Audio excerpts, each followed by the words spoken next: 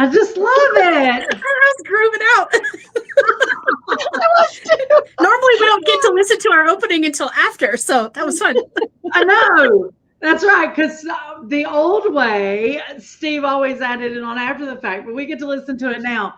So every time. I love it. I love it. Good afternoon, everybody. It is Quilt Babble Live with Lisa and Rona. And of course, we got a special guest tonight. Surprise, surprise, Nancy McNally is here.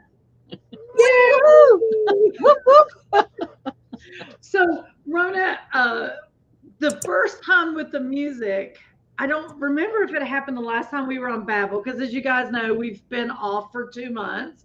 So it's kind of like was the summer break. We're back, right? For the fall season, if you will. Let's say that.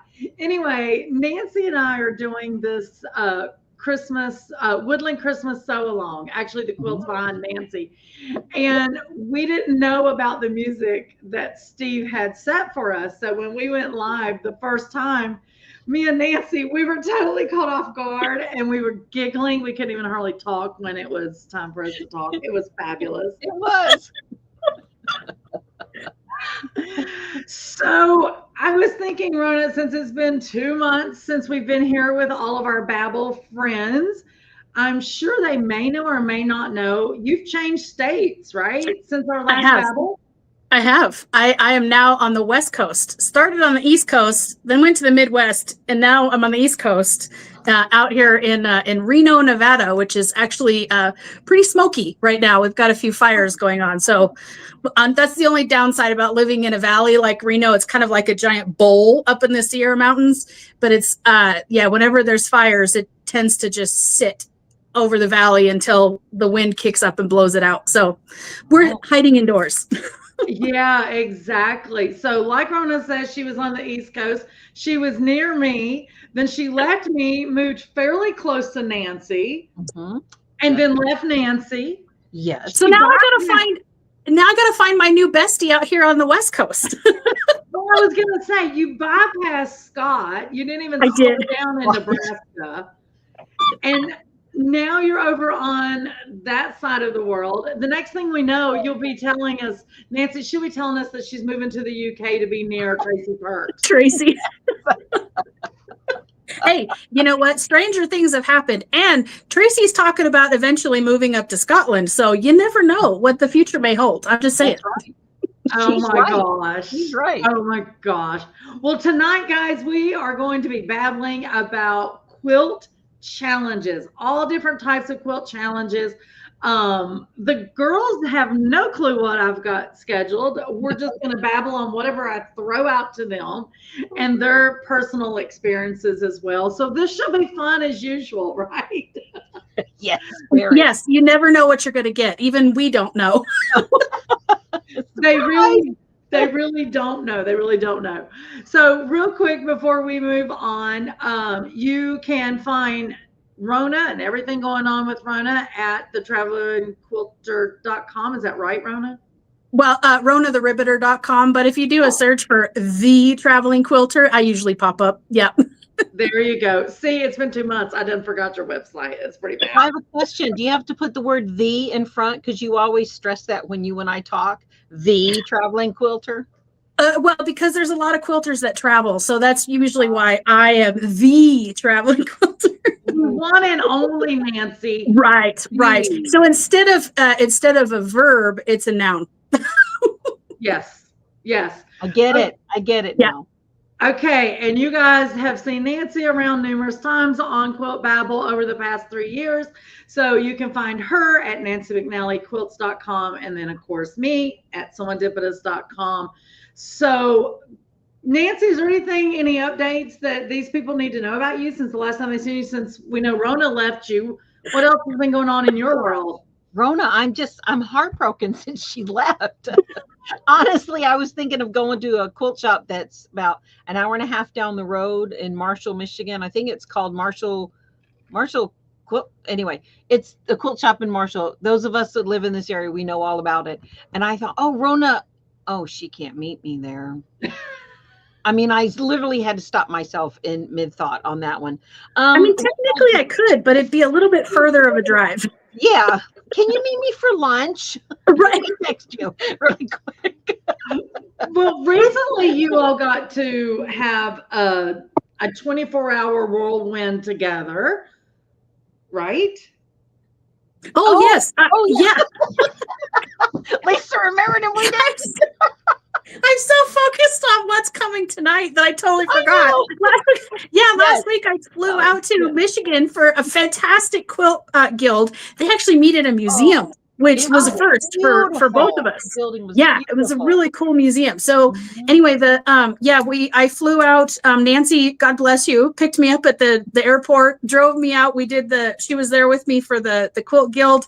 Then spent the night. She took me back to the airport the next day. 24 hours I was in Michigan, but it was exciting. And we went to a quilt shop. That's what I was gonna say. Yes. You all made time for a quilt shop. We did. Yes. Yeah. And it was a really nice quilt shop. It's a brand new one in Livonia, Michigan. I think she said they'd only been open a short amount of time, like maybe less than a year or something like that. I think so, like a few months. It wasn't long. Yeah. So, and they were very nice, a mother-daughter team, and they were a blast. Hi, Brenda. Which is we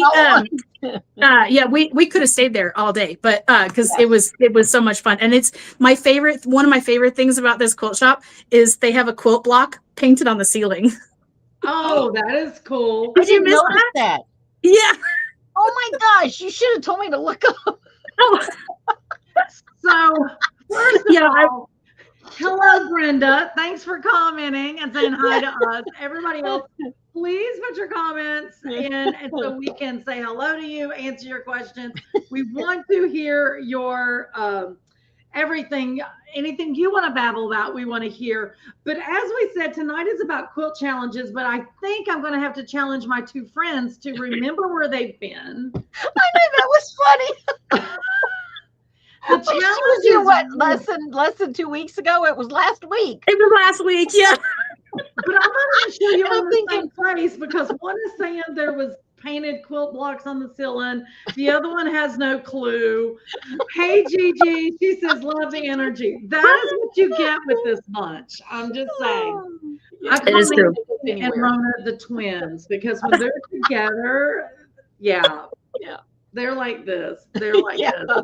We actually have had a blast hanging out at quilt shows because I feed off of her energy. And I think she might feed off of a little bit of mine, but she has more energy than me. I'm like, oh, let's do it. Okay.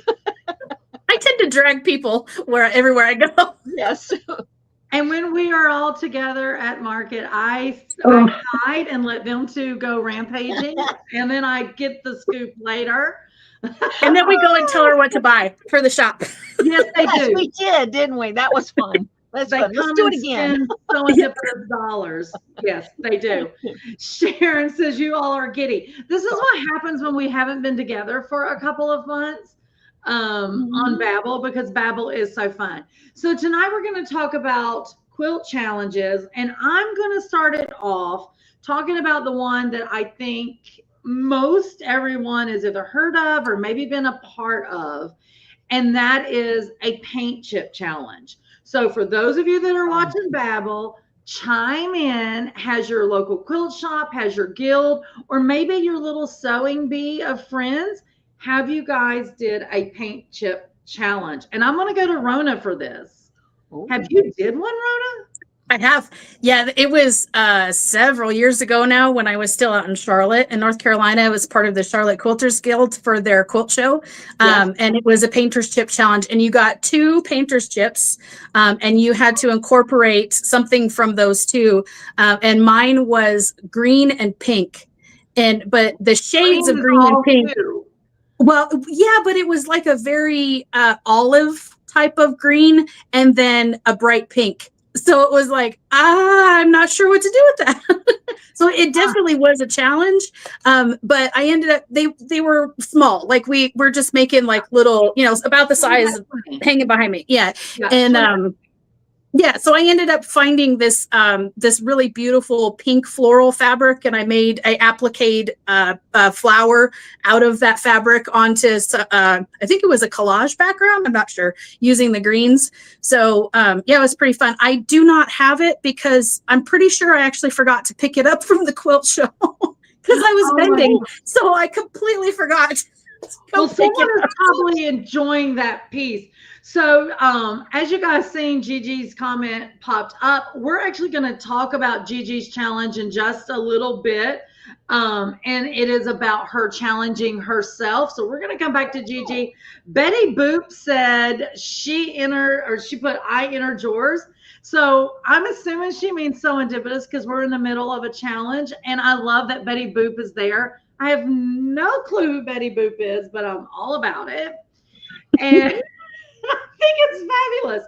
So Nancy, have you been a part of a color chip challenge where, you've either had to draw like one or two color chips? Usually it is like a paint chip that's come from like Lowe's like the store. Yeah.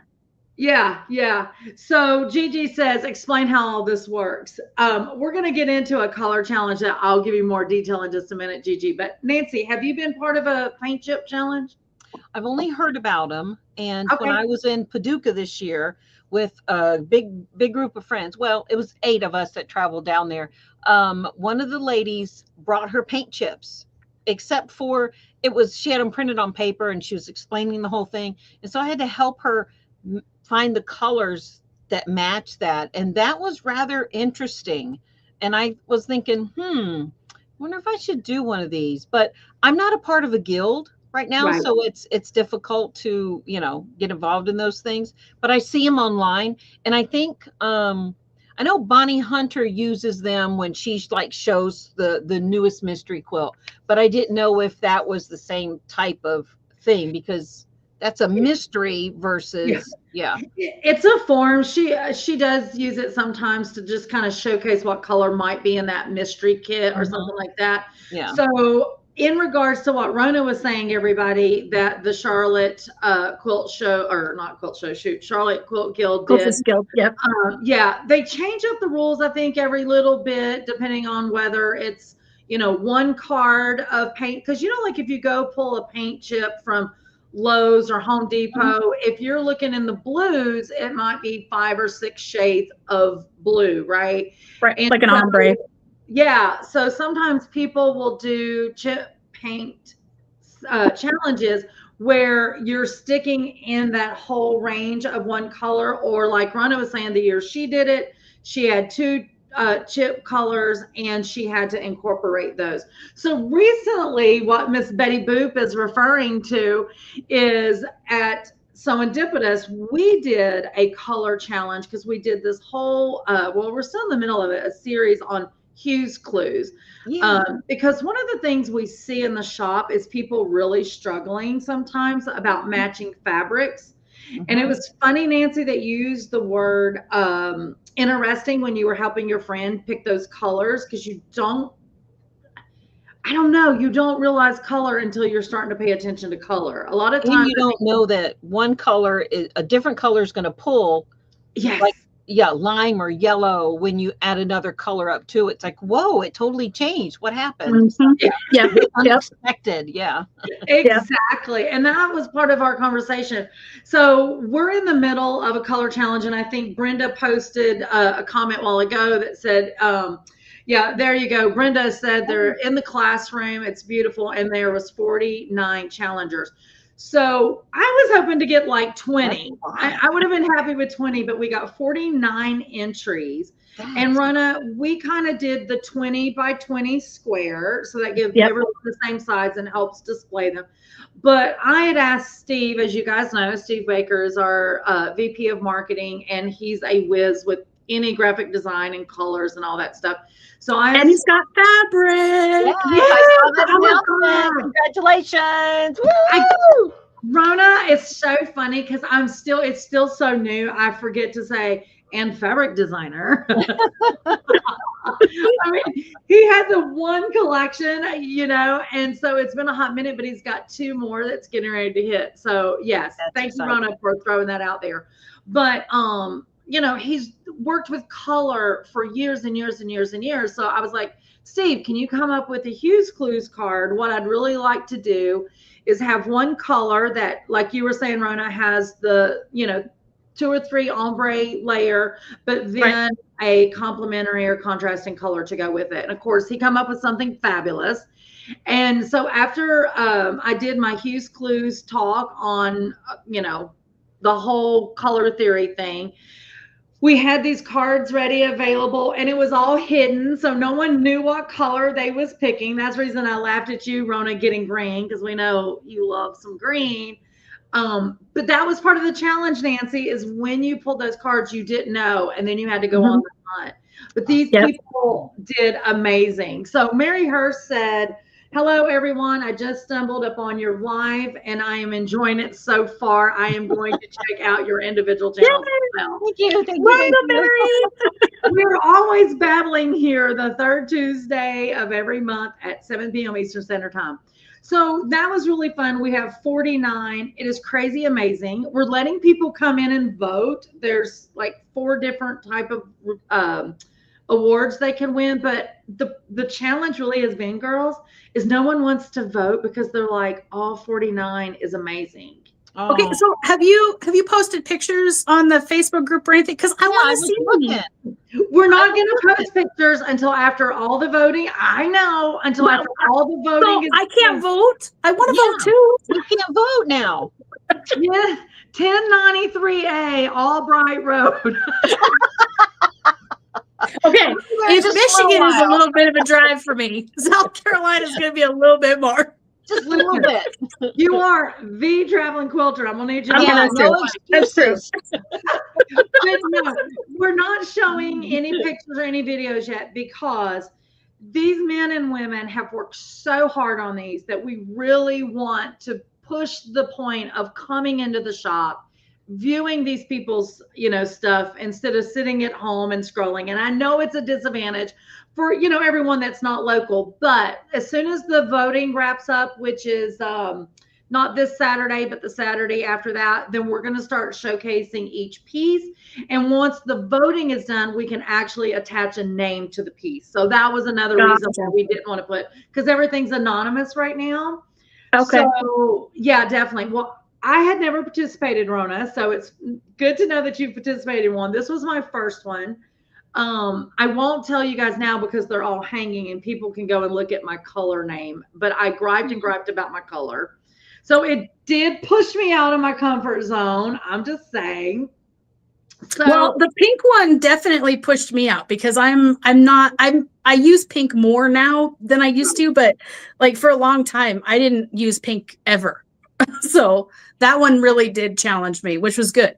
Yes. And there was some people, it was so funny to watch them pull their color cards because, we get to know these people in the shop and we know what they gravitate to.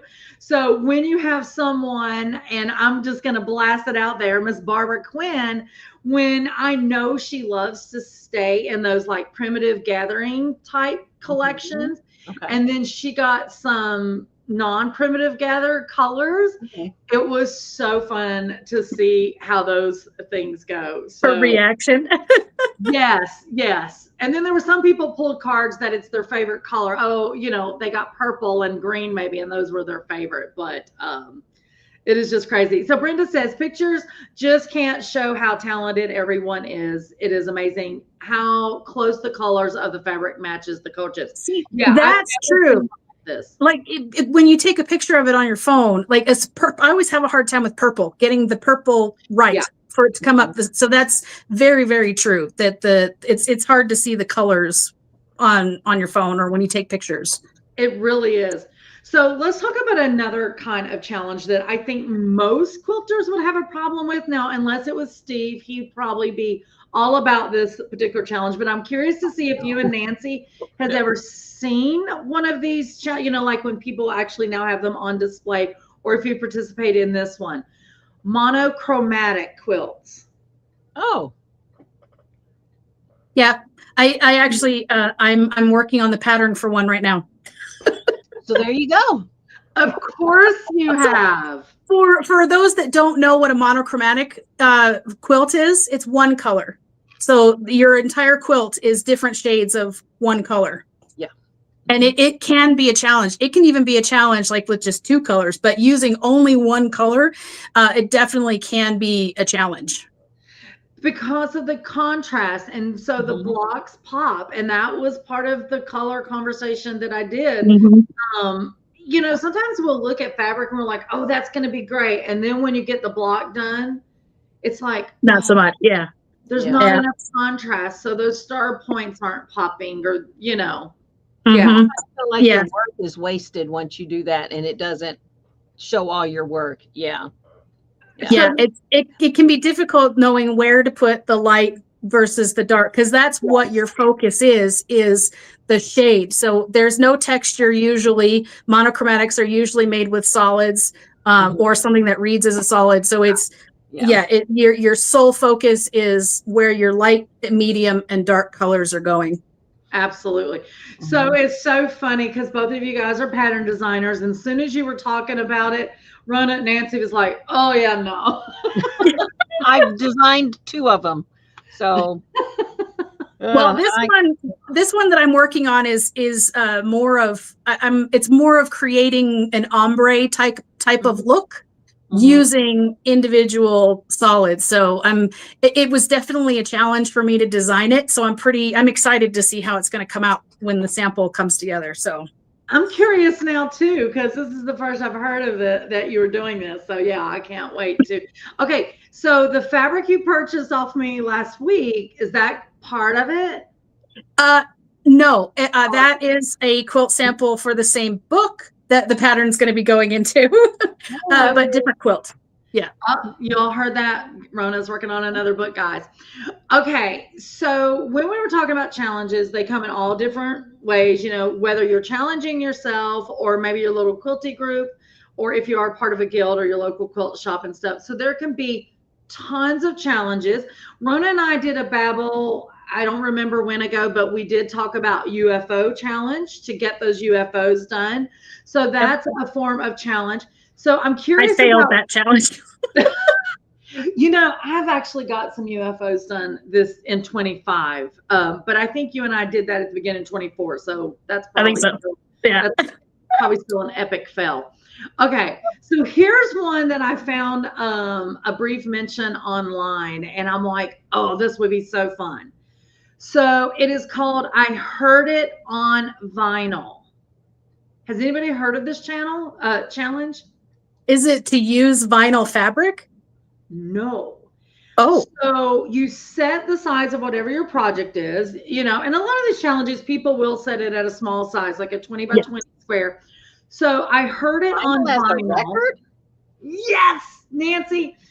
That is exactly. I'm like, oh, Steve would be really good at this because he's all about music. So you choose a song, and then your challenge is you have to recreate your 20 by 20, something to represent that song. The first one I thought about was I heard it through the grapevine. I could just, I mean, like you can translate that. Oh yeah. Or what was the Beatles, Yellow Submarine or something? I mean, like, yeah. You know what? The first thing that popped in my head was Elvis's Jailhouse Rock. That would be so fun. That would be fun. That would be fun. Okay, I have another challenge that's similar to that kind of. So it was at a guild. I want to say it was in Alabama that I was meeting with, and they were issuing their next guild challenge, and it was you had to choose a book that had a color in the name, and then using that color, you had to make a quilt that told that story of the book. So I thought that was such a fun challenge. And the first thing that popped in my head was the big Clifford, the Big Red Dog.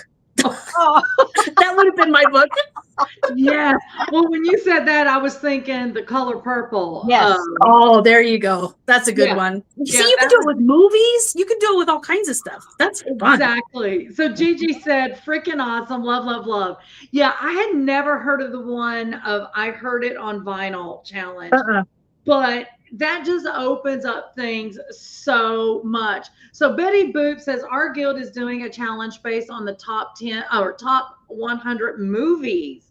Have to depict the name of the movie, but not recreate the poster. That is a challenge. That Ooh. is Scarlet Letter. That's a good one. So I'm just telling you now, we have had so much fun with the Hughes Clues Challenge this year that everybody's already plotted, planning. They're like, "Are you doing one next year?" And so Rona and I have been plotting this babble for 2 months. As you guys know, we were off 2 months, so I've been digging in. So now the problem is there's so many good ideas. Like I don't even know how to pick one for next year, but Serendipitous definitely is doing one for next year, and I'm loving this. I never even thought about the movie one, but that's a good one. That is a good one. Now I got my ideas are all popping out, different movies to do. That and of course the I feel like, Nancy, that we as a collective audience and appreciative and fan of Serendipitous and Miss Lisa Baker should challenge Lisa to create a quilt of her favorite movie, The Wizard of Oz. There you go. There you go. And it can't be the one that's already out there with the, the individual characters. No. You got to do one of your own. Listen, I have about 50 designs of that. That would not be hard. What would be hard is finding the time to actually put it together. Because I would have to embellish it and use so many different techniques because it would be so much fun. So I have a retirement, folder, right, of things for retirement I want to do. There's like 50 million Wizard of Oz. And it's so funny you say that because I'm like, I could create a whole display and have it to, go traveling because it would be a series. Like, girl, I'm there. It's so funny. So Gigi had said, so funny. I collect kids' books about quilts. My students love to see my quilts. Please post all the good ideas on Facebook. Gigi, we will definitely do that. Betty Boop said they did children's books one year. Okay, so let's talk about this. And I'm going to ask you, Rona, but I'm going to Nancy first. Nancy, if you had to do a quilt challenge off of a children's book, what book would it be? Well, my kids had a favorite book. And now that you've asked me, the title has just kind of left my head. Of course. Okay. Oh my gosh. We'll come back to you then. Rona, what would be your kid's book? Frog and Toad. It was one of my favorite stories, of course. My son even still has a copy that he reads to my granddaughters. So yeah, Frog and Toad. Frog and Toad. I love it. The first thing that popped in my head was Charlotte's Web. That'd be a good one. Piggy, because he was so cute. And the spider in the corner. Yep. Exactly. The spider in the corner. And sing the little song. Okay, wait. Yeah. No, that's the Itsy Bitsy Spider. I know, I don't think but that has anything to do with Charlotte's Web, but I would do that. I would do that with my kids. I would sing that. Sorry. Oh my God. Okay. So let's see. Did I miss somebody? Okay. No, I did not. Okay. So let's go on to one of the other type challenges. So I have seen this one before. I have not participated, but inspired by nature, like landscape challenge. Yes.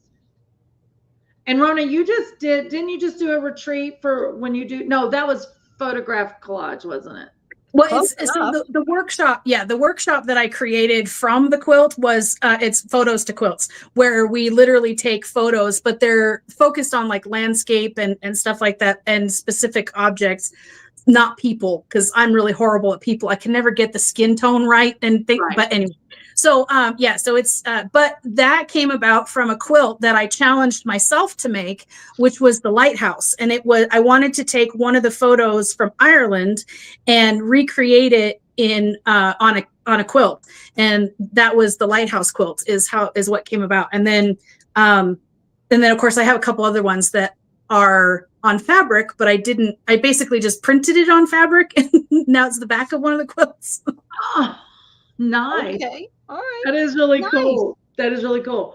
Okay, so I have another one that I have seen before. And this one, I think it was at one of the quilt shows that I went, and it was one of the exhibits, where this was the challenge, and it was exhibited. So recycled and repurposed. Everything in your finished project had to come from recycled fabric, repurposed items to create your quilt block. It was so cool. That would be really, really cool to see how people interpret that. Yeah, it was really cool. I saw another guild challenge that was it was a quilt challenge. I think it was a guild that put it together, but because I can't remember, all the shows now run together. Yeah. But it was ugly fabric. So the ugly fabric challenge, where they were all given the same fabric, and that fabric, either in a small way or a large way, it didn't matter, but that fabric had to show up in their quilt. And it was, do you remember, I can't think of the name of the fabric line, but do you remember that fabric line? It was a black background. It was all cats in like these neon colors, like purples and blues and all. Yeah, that was the challenge fabric. Was the main one with all the cats and stuff in it. Okay, I cannot believe that a quilter put a cat fabric in as the ugly fabric, because I can tell you quilters love them some cats. Oh yes, but this particular one, because of how we'll use the word ostentatious that the fabric is, it's hard to mix it with something else. You know what I mean? So if you were using the whole fabric line, it went better together. But yes, some of the creative ways that people interpret it. Some people fussy cut some of the cats out and like put like the cat into a scene. Like they did all kinds of stuff with it. Exactly. That would be cool to do. The ugly fabric challenge, I have seen that before, where you're given one or maybe multiple pieces of ugly fabric, and you can add like one or two pieces of your own, but the majority has to be the ugly fabric. Oh my God, Sharon Rouse says, I would love to do the ugly fabric challenge. So let me just say, I know Rona and Nancy know this. So what is the rule that there's no ugly fabric? If you think the fabric's ugly, what have you not done? You haven't cut it small enough. Yeah. That's what they say. You just haven't cut it small enough. Brenda said, I made a beautiful quilt using that. See, I knew Brenda loves some that cat fabric, and donated it to an animal rescue for their silent auction. Absolutely hilarious. Gigi said, that would be a tough one. I have a box of UFO blocks. I call it my ugly quilt. I look back and think, Lordy, this is just ugly. I was at a retreat sometime this past year, and this lady was a new quilter, and she was just learning how to make blocks. So she was just using fabric that people gave her. None of these blocks matched, none of them. And so she put them all up on this makeshift design wall. And I walked by and I went, oh, and I just tried not to say anything. And she goes, can you help me? And I was like, I think I can. And she said, what do I do? I want to put this into a quilt. And I was like, well, actually, you need to find one color, and that has to be the sashing and the border. Yeah. It will all come together. Use white or use black. And she was like, oh, and she did it. And this ugly creation came to life, and it looked fantastic. But man, I was a little nervous on that one. Black and white all day long will make anything look fantastic. Yeah. Betty Boop said a stack and whack is perfect for ugly fabric. Yes, Betty Boop, I agree with you. That definitely makes it happen. So let's talk about personal challenges. I know that Gigi had one earlier, and I said we were going to come back. Something about Tula fabric. I'm trying to scroll back, so bear with me. Yeah, it was in the beginning. She said quilt challenge is to compete. Maybe complete with my Tula pink pineapple quilt before school begins August 1st. Thank goodness. Oh, Al cut all of my fabric. That's her husband. So personal challenges. I think we talked about UFO, getting some of our UFO done is one of our quilt challenges we've done for ourselves. What other challenges can you guys think that either you've done for yourself, which Rona, you're talking about your monochromatic right now, but or you've heard your friends talk about? I've often found that a lot of them, they challenge themselves to finish all those UFOs that they've started, or think outside the box, do an art quilt challenge. They're afraid, Yes, because they don't have true guidance on how to take maybe a picture like you were showing, Rona, or you taught, and how to bring it to a quilt, use it. It blows their mind. So to me, that's a challenge that I want to do. I remember, I don't remember what guild I was in. This was a while back. It was when I was more into long arm quilting. And the challenge was an art quilt to create a scene. And so I couldn't do it with fabric for nothing. So I stood at the long arm and drew. That works. It worked for me, but it wasn't, the criteria. But I was like, this is what I see, and I don't know how else to create it. So I made up my own challenge. But there's some amazing quilts out there that are literally just like one solid piece of fabric, and it's all in the quilting. That's where the design and everything is. So that I feel like that counts. I come to life actually in other ways, to create that. It's like, oh wow, it worked. Oh wow, okay. So anyway. In regards to Nancy, you referring to like, art type quilts or whatever, improv. I have seen challenges for improv, quilting. And I think for a lot of traditional quilters, kind of myself included years ago, to ask me to do something improv-ish or even modern, that's a challenge because that's not where I stayed in. I was in the quilt in a day, Eleanor Burns world, like still stripping it.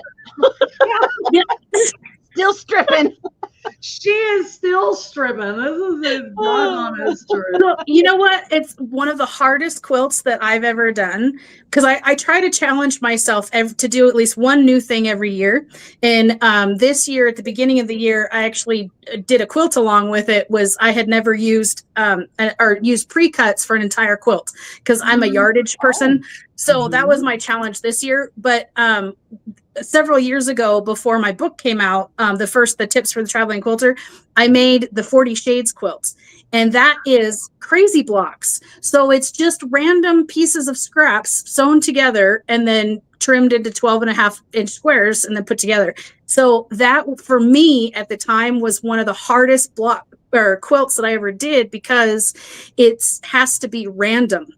And the way my brain works, I'm very mathematical. Most quilt design, it's already done in my head before I start, doodling. And so to be random was very hard for my brain to do. It's so funny you say that because Brenda just chimed in and she says, I've challenged myself with scrappy quilts this year. I have a hard time not matching colors. If you try to make something scrappy, it will be a train wreck. If you just let it happen, it's amazing. It is absolutely amazing. What I ended up doing was I separated all my scraps because they were all greens because it was 40 shades of green. Of course. Right. Well, it was from Ireland. I mean, come on. Anyway, so I took all of my light scraps and put them in a bag, a non-see-through, I think it was a brown paper bag. And then I took all the mediums, put them in a bag, and all the darks and put them in a bag and just started picking, so I couldn't see what I was grabbing. And that was the only way that I could do it. Yeah. That would be fun, actually. Yeah. Well, and that's a good set. That reminds me of a book. That's Caesar. It's based on a true story, and I cannot remember the author. I want to say her first name is Phyllis, and I cannot remember the name of the book, but several years ago, she wrote this book about her grandmother's quilt. And it was about her going for the summer. It was just a really good book. But like her going to her grandmother's for the summer, and her grandmother would be sitting and quilting, and she would pull out of the brown paper bag or whatever, just a piece of whatever fabric, And it, back then it was people's clothes, like, or maybe an old bed sheet or whatever. And so during this, I've referenced that book so many times on Babbel. I've got to find the name of it. I own it. I read it. It's amazing. But anyway, during the book, every time a piece of fabric is pulled out, the grandmother would tell the granddaughter the story behind the fabric. Oh, I love that. Oh, and like I said, it's based on true life. This was real. I want that book. Okay, I'm going to find it and I want to put it out there. Phyllis, when she first put it out, she was touring around, doing book readings and book signings and stuff. This has been a good 10 years or something. Absolutely a great, great read. I missed someone's comment. Mary, she says, at Brenda, I am also using scraps this year. Mine have become a massive pile, and I think they are having babies while I sleep. No matter how many They do. no matter how many, she put how many I crochet up. So maybe she's talking her yard scraps. There still seems to be plenty. Oh, she did put quilt up, not crochet. Hey, Okay. crochet, quilt, it's all the same. I do believe that. How many of you guys, thumbs up comment out there, has said, I'm going to do a scrappy quilt to use up my scraps, but when you're done, there's more scraps than you started? Okay, I just want to throw this out there. So when I did the first workshop, which was at the Reno Quilt Show here in June, I took a big tub, and we're talking like big tub full of scraps, to this workshop to have everybody dig in and pull out, use them to work on their projects, their photo quilts, right? Yeah, it didn't even make a dent. There was 21 people in this workshop, and they all made their quilts and didn't make a dent. Isn't that crazy? You had a good idea, but clearly that didn't work out for you. Well, no, I'm like, please just take them. If you find something in there you like, I told them like 3 times, just take it. Just take it. You can have it. Yeah. It doesn't need to come home with me. It needs to come home with you. Yeah. But it was fun though, as people were picking through the scraps and I would see them on the tables walking around, and like you were talking about in the book, I remember that quilt. Oh, I remember making that quilt, Yeah. How it comes back to you. Yeah. So what you should have done in that class is you should have done the quarter or gallon Ziploc bags, and tell them part of the requirement of the class is they have to take a Ziploc bag of scraps with them home. That's a good idea. That's a good one. Yeah. I think I'm going to do that for the next one. I missed a comment from Cindy and Gigi. Gigi's was, I belong to the Berkeley Modern Quilt. I can't wait to share this information. Scrappy quilts. I do put fabric out of the bag. Oh, and just pull and pray. Pull and pray. Yes, pull and pray. I like that. Praying, Yeah. I can find it works. Definitely. Betty Boop said, most definitely. I just made 108 by 120 of 5-inch squares and 2.5-inch strips. Oh, Wow. Sharon says, my challenge should be to shop my stash instead of buying fabrics, but I already know I will fail. So why bother? Yeah. I have to say, I'm with Sharon. Way to go, Sharon, because she shops at Serendipitous. So I need her to shop at Serendipitous instead of herself. Yeah, we didn't have. How are you? Cindy, we missed yours earlier. Cindy says, I like symmetry. My goal is to do a Geese Bend. Yeah, I saw that. Yeah. Okay, what's a Geese Bend type quilt? I don't even know what that is. Oh, you don't know about Geese Bend? Oh my goodness, sorry. Okay, so Geese Bend is is this very, very tiny little town in Alabama, podunk, middle of nowhere, Alabama. In fact, but that's a whole side story. Anyway, I've kind of been there. But so the Geese Bend quilters, what happened was so this is a group of women who have learned quilting generation to generation, where the women will sit around and it's all hand done, and they do them on the giant wooden looms and everything. And so they'll sit around and they're all working together. They're singing Christian songs and telling stories, and the kids would be underneath, helping however they could, and they teach them all through generation to generation to generation. There's a whole backstory on them as to how they became famous, which was they really got monetarily screwed over, but that was made right. There's the book. Yeah, That's the book. Quilt of Souls, a memoir by Phyllis and I can't pronounce the rest, but I was going to say Lawson earlier, and I was like, I'm going to be wrong if I say that. That is the book. If you guys have not read that book, definitely read it. And it's also on Kindle or one of those, like if you're a digital booker. I like hardback, but it is digital. I'm an order book. So Rona, back to the Geese Bend. So I either seen a little documentary about it, either on There's been several. Yeah. Or also it might have been in the Quilt Folks magazine. You know, the Quilt Folks does. I think it was. It probably. It might have been in there, but I also know I definitely seen a little documentary blip about them because I think I was in tears. It was just so amazing, and I was like, oh yeah, it's a very it's a very unique style that they do, and they actually teach. They have some retreats that they do now, but Geese Bend was. My brother used to live in Troy, which is about an hour from there, I think. Yeah, anyway, so I was out there visiting him one time. We were driving through, and my son and I, when we left that morning, we drove down the road a bit and we pulled over just to grab some gas and breakfast. Right. And I was like, my goodness, this place looks familiar. Why do I know this? I think it was Camden or something like that was the name of the town. Very, very small. And I'm like, why do I know this area? And it was just bugging the bejesus out of me. And then finally we leave the gas station, turn onto the main road there, and I see the sign, Geese Bend, that way. And I was like, I'll be darned. Turn. So she remembered something from way back when, but she could not remember going out on a 24-hour excursion with Nancy last week.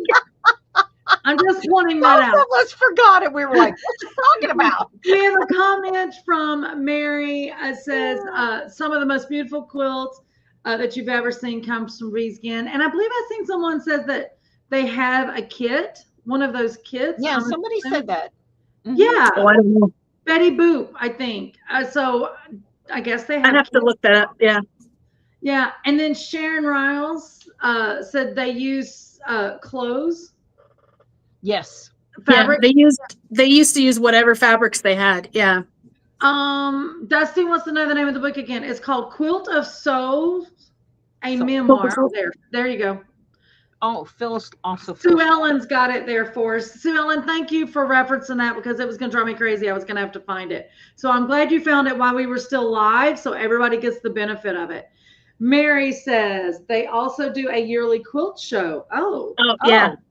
Yeah, you can drive around because, like I said, it's very small. And but yeah, I think if it's the same thing I'm thinking of, where they hang their quilts outside, so you can drive around and actually see like an airing of the quilts. Yeah. Nice. Okay, I'm gonna have to go back and research them because totally somehow that went out of my head. But that is fabulous for sure. I did miss earlier, guys, in the comments somewhere. I know Steve had posted on Serendipitous and on Quilt Babble Live about find 25 quilt challenges ideas, and it was under the blog post. There you go. There you go. He is like right on it tonight. So there are some ideas that I have, Rona and Nancy, that I found throughout this that I'm not sharing tonight because they really might show up at Serendipitous because there was such fun ones. Well, there was one so the Appleseed Quilters in Indiana, which I was part of their guild before I moved out here. And they did a challenge, which I thought was super fun, but I didn't have enough time to participate. Was they hooked up with another guild and they did a Valentine's Day postcard challenge where you made a postcard quilt and then swapped them with the guild members. Our guild did that during the pandemic. It was so fun to make because I had never made one, but it was so nice because during the pandemic, we couldn't be around our friends, and to get a little bit of quilted love in the mail was just, oh my gosh, we really need to do that again. And everyone could participate in that, not just in Serendipitous, but you know what I'm saying, since we could mail them. So I can't believe we've only got 11 minutes left to babble. I am going to bring up another topic. I saved this one kind of for last because I know it is something that trends, like everything is hot and then you kind of forget about it, hot and forget about it. Quilted clothing garments. So That's a challenge right to now. create a quilted garment. And I know you girls know this because we see it a lot when we go to like Houston to market. Mm-hmm. Like you're always turning the aisle to see who's going to have another piece of quilt on their body, if you will. Mm-hmm. So that is something I've been saying I am going to do. I have the stuff to do it. I just haven't done it. But have either one of you challenged yourself to do a quilted garment? Not until this past year. I want to do one. Yeah. I want to do one. I have patterns for a quilted jacket. I have a pattern for the shoes, tennis shoes that I really, really want to make. But I'm afraid to do them on my own because I'm so afraid to order the soles because I'm what if I get the wrong size and then I make it and it doesn't fit? And I want to take a workshop. But anyway, and then very expensive. Yeah. But and the other workshop that I really want to take, Anna Gallon, I think, she does the quilted shawls. I really want to do that one too. Yeah. Oh yeah. So I've gathered stuff to do. I'm like, okay, I'm going to do a vest because I rarely wear jackets and coats. And I know my brother, wherever he's at, he's rolling his eyes at me because he yells at me every year, put a coat on. But I'm going to do a quilted vest. Like I said, I've got all my stuff. My problem has been what color, what fabric do I do? Because there's so many options. Because I'm like, okay, do I want to do one that's a little more upscale? Do I want to do fun and crazy? Brady Bunch fabric. Hello. I'm just saying. Nancy, what are you going to do yours in? Have you decided? I have an old quilt. I don't know who made it. My mother-in-law. Well, actually, when she passed, the kids found it in her house, and they passed it on to me. And it's pretty worn. And I thought, I can't repair it. I would like to. She didn't make it. I don't know where she got it. Probably from an estate sale. But I want to make a coat. Yeah, I want to make a coat for winter because I live in Michigan, so I need one. And I want to make it out of a quilt. So. I have seen tons of garments made out of the old vintage quilts that no longer can serve its life as a full-on quilt for the bed. And it's a great way to, repurpose those and give them life. Rona, you have a message from Anne? Yeah, I saw it. Actually, no. So, sorry, that's my dog Luna that's just barked. No, so the Sisters show is different. Sisters is that is one where they do hang them outside, and it's the whole town participates in that one. Wow. No, the Geese Bend is different. It's it's in Alabama, and it's just their quilts, the ones that they and their mothers and grandmothers and great grandmothers have made. That they hang out in their little, like they literally hang them out on their front porch type of deal, and you can drive around and look at them. So Brenda says we had a Citizens of Serendipitous to come in last week that just started quilting this year. He had on a quilted vest that he had made himself, and it was just beautiful. We have several men quilters at Serendipitous, and let me tell you, some of these guys, oh my gosh. I don't know which one she's talking about because I didn't get to see it. I'm sad I didn't get to see what he made. But one of the other gentlemen that I know, he made a full-on jacket with a hoodie. It was just, oh my God. And he had just started quilting. Now, I will say he had done garment sewing before quilting. He started out, like a lot of people, I feel like they start out, if they're in garments, they start out making Halloween costumes. Like for themselves or for their kids. And then that just kind of then they get the bug and then they're addicted. Yeah. Exactly. It's like, well, if I could do that, I could do this. Well, the combat quilter, I don't know if you guys out there are familiar with the combat quilter. He's super fun. He actually he just re-enlisted actually, but he was teaching workshops. I almost signed up for a retreat with him where he was teaching how to make the quilted jackets. Oh, Wow. Those kinds of things, like I said, the quilted garments and the shoes, those are kinds of things that I want to take a workshop. I'm too afraid to do them on my own because I've tried making clothes, mind you, not quilted clothes, just regular clothes, and my brain doesn't work that way. It's too mathematical. So I need a workshop.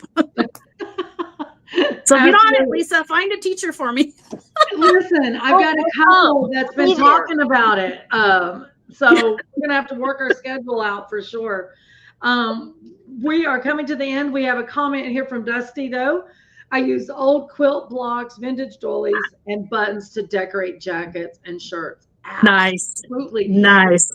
See, that's part of the problem. Like, do you want to go vintage? Do you want, I mean, like, so I'm gonna have to make several. I gotta make one to see if I can.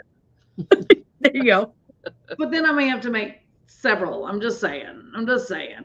So in the last 5 minutes, real quick, we'll go to Nancy first. And then, of course, I'll do my 1 second blab. And then we'll leave it to Rona because she's always got much more going on in the world. So Nancy McNally, real quick. We already spoke. We know you've got the Woodland Christmas Sew-Along going on. But what else do you got going on that all the Babel people need to know about? Crickets. No, I'm just kidding. Just kidding. I am working on several projects. That's what's really going on. I've got a few guild appearances up here in Michigan for the remainder of the year, and I have a new grandbaby coming in November. So I'm excited about that. Another grandson. Woohoo! So if you don't know me, I have 5 children, 1 daughter, and then 4 boys, and they're men now. They're all married, and yeah, we're just getting grandsons from them. So anyway, that's my exciting life, and Mr. Bruce Kitty helps me out with things. But yeah, I'm just quilting, designing. So that is Woodland. I'll move over. Here we go. There we go. So this is all my mess. This is stuff that I'm working on down here. But that's the secret stuff that we're not allowed to see. Yep. Nope. You saw nothing. You saw nothing. Exactly. So for me, it's serendipitous. Like I said, we're in the middle of the Hughes Clues Color Challenge. That is super fun. That was going on. Do what? I have a question. Okay. Who came up with the Hughes Clues program? Did you really? I love that.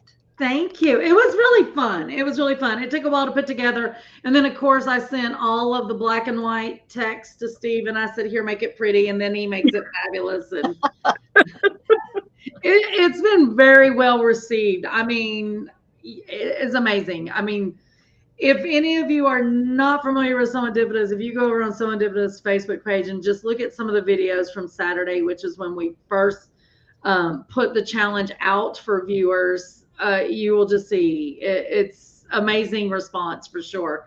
But we got that going on. And then in August, we're taking a party bus up to Asheville Quilt Show. Mm-hmm. That's going to be so much fun. I do think we have like 5 seats left. It's a bus of 54 quilters headed up into the mountains. What possibly could go wrong?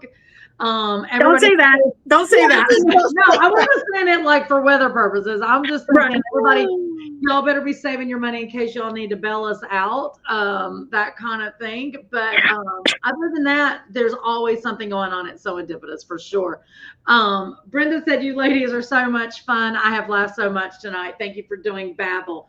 You know, Babel is only fun if you guys babble with us. That's just the way it is. So Rona, we've only got about 2 minutes. Tell us what has been going on in your life, getting ready to happen in your life. I know there's tons, and also an international tour. So what's up? Okay, so I'll try to do this quick. So of course, last week I was out in Michigan with Fabulous Guild out there. And then next week, well, tonight, I'm leaving at midnight tonight, actually, to fly out to Indiana, just outside Indianapolis. Have another guild that I'm visiting tomorrow. And then I have one more guild I think is in Illinois, outside of Chicago, in August. And then we leave for Scotland. We're doing the big Scotland tour, the very first one that I did all by myself. I'm so excited for this. And then, of course, we do have because this one sold out so fast. We do have another one in 2026 that we're going to do it again, and we do have seats available for that one. We also have, which is basically like 10 or 12 days going around Scotland, and at least 50% of it is all textile and quilting related. Super fun stuff. And then we have the South Carolina party bus that we're doing next spring in March for the Charleston, South Carolina is their quilt show. And so we start in Charlotte and we have a big welcome blowout party at Serendipitous, and then make our way down to Charleston, 2 days at the show, and then back up. There are seats available for that. And then there's one more. Oh, the Heartland Tour, which we're doing next summer, also is in July, I think. And it's all around the center of the U.S. And we start in Kansas City. Scott Flanagan is part of that one. We're going to Jan. We're doing her, she's the Thimbles for You. She's going to show us how she makes her thimbles. We're doing quilt shops, quilt museums. We're going by the Dignity statue. And we end it all at Missouri Star in Hamilton for an optional 3-day retreat add-on. So, it's we've got a lot going on. Speaking of Scott Flanagan, I think this is the first Babel he has missed and not like heckled us. Yeah, he's usually in the comments. Yeah, he's at his friend's house, an hour or two away from home. He ain't got time to be worrying about us babbling tonight, then, I don't think. That's fine. We'll give him a hard time later. Absolutely. Yes, we will. So Steve has posted in the comments a million links, whether if you're local to us here at Serendipitous, if you want to get on that Asheville Quilt Show party bus. He has posted links for Rona, links for Nancy, and links for links, and links for blogs, and all those things. It is absolutely fabulous. We're loving this new platform. Are you girls liking this new platform? Yes, this is so much nicer to use. Yeah, definitely. Guys, thank you so much for attending Babel tonight with me and Rona. Next month, third Tuesday, 7 p.m. Eastern Standard Time, and we'll be babbling about something, right? And as usual, it's a surprise to us too. So we'll let you know when we know. That is absolutely it. I love you, ladies. I love all of you babblers with us. Oh, Brenda says, what would we do without Steve? He is just amazing. He is. Yes, he is definitely amazing. Absolutely. Absolutely. Good night, guys. See you next time here on Babel. Bye.